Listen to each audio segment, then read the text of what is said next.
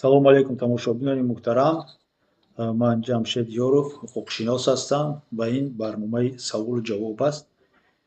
Муддати тӯлоние чанде аст ки мо чунин барномаҳоро идома надодем. Бо сабабҳои техникӣ, бо якчанд сабабҳои дигар низ буд, вале ба ҳар ҳол кӯшиш кардем бо он савол ва посухҳое ки шумо ба мо ба тариқи воситаҳои расонаҳои шабакавӣ ирсол мекардед, телеграм, вайбер, имо, ватсап, ҳадалимкон ҷавоб додем. Бахшиш мепурсем аз касоне ки мо ба онҳо то ҳоло ҷавоб надодем.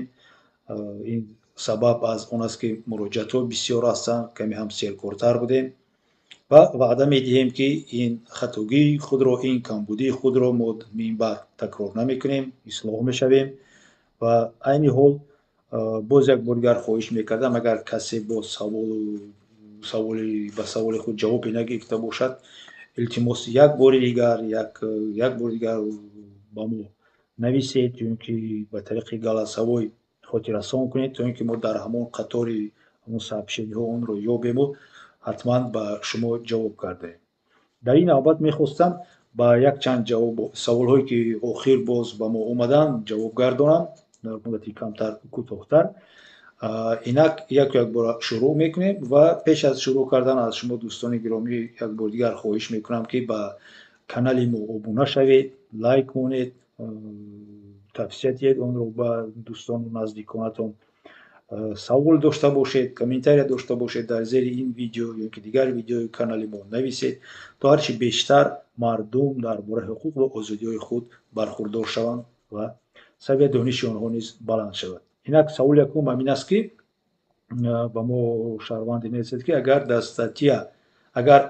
статья аз 10 то 15 сол навишта бошад, метавонад судя камтар диҳад? Ман кӯшиш мекунам ки камтар ба тарзи адабитар карда гӯям. Ба ҳар намуд менависанд мардум, яхе вақтҳо намефаҳмӣ ки худи муҳтавои савол аз чӣ иборат аст. Дар ин ҷо чунин аст ки агар дар статья яки дар ҷазои ки дар модда оварда шудааст навишта бошад ки ҷазо дар намуди ҳабс аз 10 то 15 сол, оё метавонад ки судя аз он камтар диҳад? Албатта метавонад. Ин дар асоси талаботи кодекси мурофиаи ҷиноятӣ судя ҳуқуқ дорад бо назардошти характери ҷиноят, бо назардошти шахсияте ки ҳамин амалро иҷро кардааст, бо назардошти ҳамкории ӯ ба суд, ба тафтишоти пешакӣ, дар асоси ҳамон ихлоси худаш ба ҳамин шахс метавонад ки аз ҳамон ҳадди аққале ки аз 10 то 15 сол дода шудааст, метавонад ки камтар диҳад. Набояд судя дар назди мақомоти тафтишотӣ ё ки мақомоти иҷроия, раиси ноҳияву вилояту ҷумҳурӣ ҷавобгар бошад барои он ки ба касе кам дод ё ки поин дод. Агар прокурор зарур шуморад ки ҷазо камтар дода шудааст, дар ин ҷо ягон махинатсия аст, ягон гапу хабари дигар ҳаст, ва метавонад ки тибқи қонун марҳамат прокурор шикояти эътироз ирсол кунад ба суди болоӣ ва суди болоӣ як бори дигар ин масъаларо дида мебинад. 100% судя ҳуқуқ дорад ки аз ҳамон муҳлати поёние ки дар статья дар ҳамон модда оварда шудааст, шахсро ҷазои камтар диҳад. Саволи дуюм: рецидивистро афв мекунанд ё ин ки не? Дар ҳар як қонуни афве ки мебарояд, ин қонунҳое мебошанд ки вобаста ба ягон ҳодиса, вобаста ба ягон ҷашн қабул карда мешаванд ва қабул кардани ин қонунҳо, навиштани онҳо ин як чизи озод аст. Метавонанд ки рецидивистро афв кунанд, метавонанд ки афв накунанд. Вале таҷрибаҳо нишон медиҳанд ки дар чанд қонунҳои афве ки вақтҳои охир баромадааст, рецидивистҳои махсусан вазнин онҳо афв карда намешаванд, вале ки рецидивисти оддӣ афв карданаш мумкин аст. Ин вобаста аст ҳамон моддае ки ба кадом модда ин шахс ба ҷавобгарӣ кашида шудааст, чанд муҳлати ҷазоро адо кардааст ва дигар шартҳо вобаста аст. Саволи дигар: агар муаллима талабаро занад, ҳақ дорад ё ки не? Не, албатта ягон касро задан حق ندارد، نه معلمه حق دارد، نه معلم حق دارد، نه ملیسا کسی زدن حق دارد، نه خود شما یک کسی دیگر رو زدن حق ندارید. زدن فقط دولت حق دارد، همون هم در حالتهای استثنایی، در حالت پراکنده کردن آشوبها، در حالت جنگ دیگر و دیگر از طرف دولت تطبیق کرده می شود. هنگامی که معلمه یعنی که معلم طلبه رو میزند، شما در این باره که خبردار شدید میتوانید که به دیرکتور مراجعت کنید، میتوانید که به وزارت معارف، به شعبه معارف همون محل زیستتون مراجعت کنید، میتونید به سود، میتونید به پروکورور مراجعت کنید. این زدن رو اگر کسی دیده باشد، اگر علامتی زدن باشد، حتما که شما میتونید که حقوقهای خود، حقوقهای فرزند خود رو حمایت کنید. معلم یا که یگان کس حقی طلبه رو زدن، فرزند شما رو زدن، دشنام دادن، تحقیر کردن، ابروی اونها رو پس کردن در نزد دیگران رو ندارد. اینک سوالی دیگر کمترین براز بود است. من چند مرتبه در بازی‌های بلوگران اشتراک میکنم، سوم صرف کردم، هیچ چیز نبریدم. به فکرم اینجا همش ماشینی، به فکرم اینها همشون ماشینی. با суд муроҷиат кунам ё прокуратура пуламро баргардонида метавонам ё ин ки не. дӯстони азиз, ба қарибӣ аз моҳи сентябр ба фикрам, дар ёдам нест, ба фикрам аз моҳи сентябри ҳамин сол 3 қонуни ҷумҳурии Тоҷикистон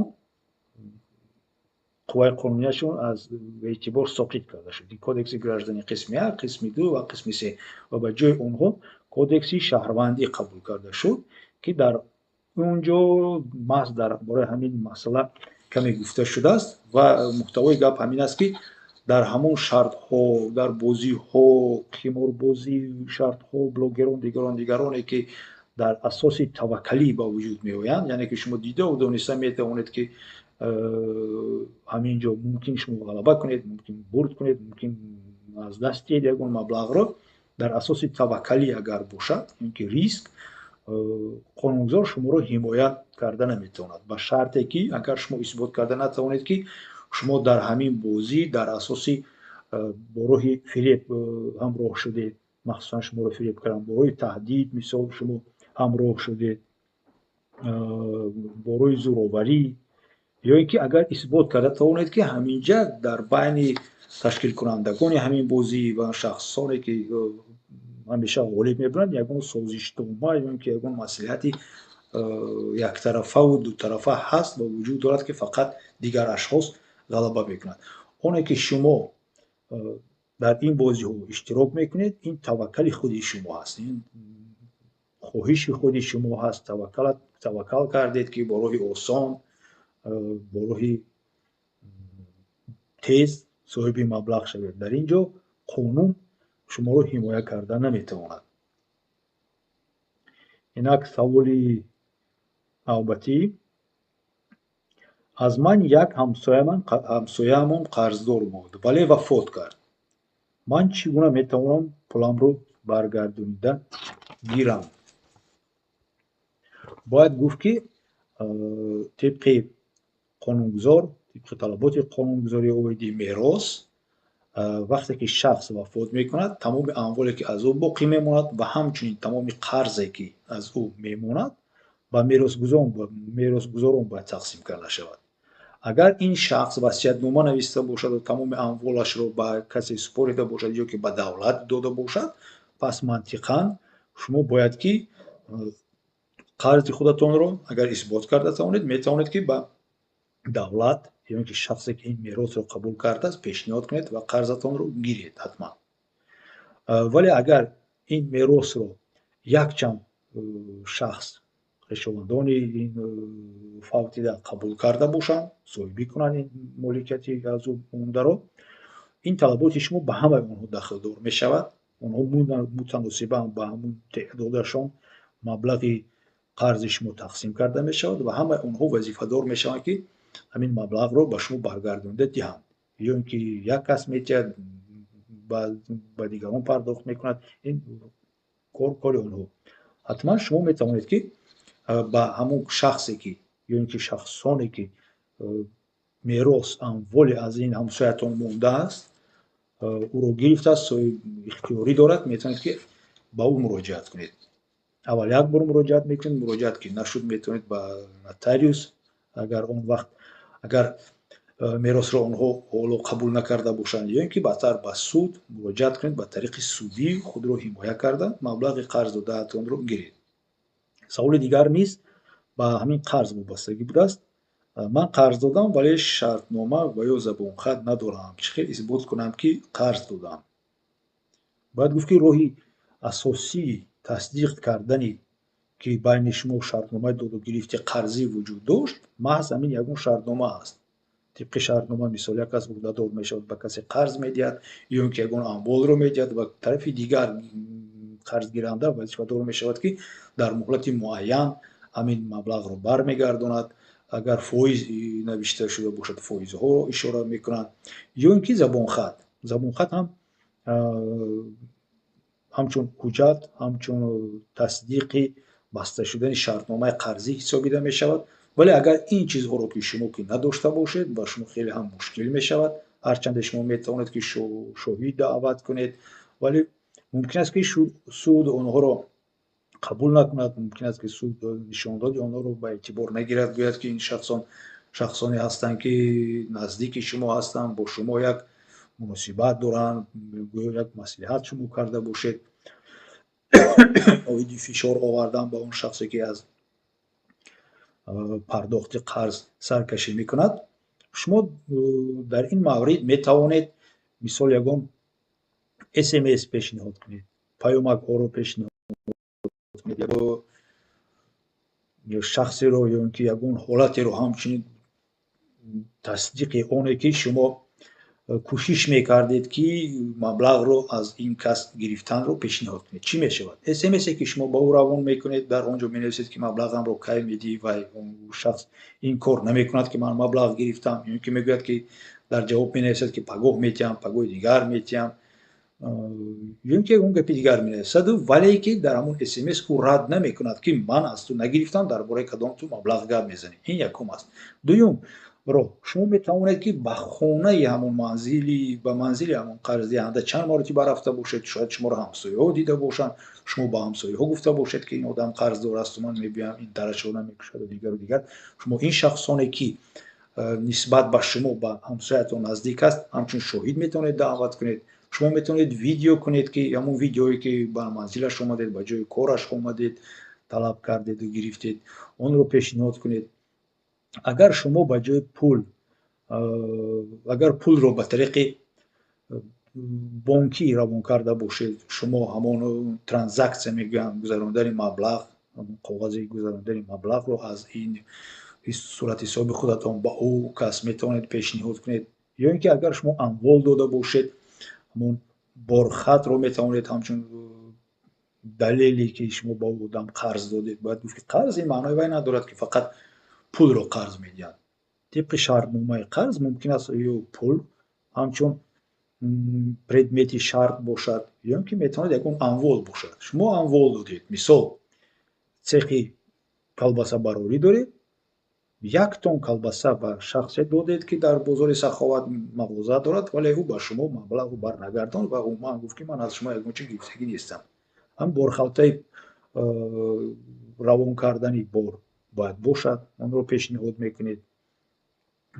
ҳамин аст чизои умумии асосе ки метавонад дар сурати набудани шартномаи расмӣ ё ки набудани забонхат исбот кунад ки шумо дар ҳақиқат ба касе амвол ё ки пул додед ба намуди қарз ва ӯ аз қарзи худ саркашӣ мекунад. ҳамин як чизи тасдиқкунанда мешавад.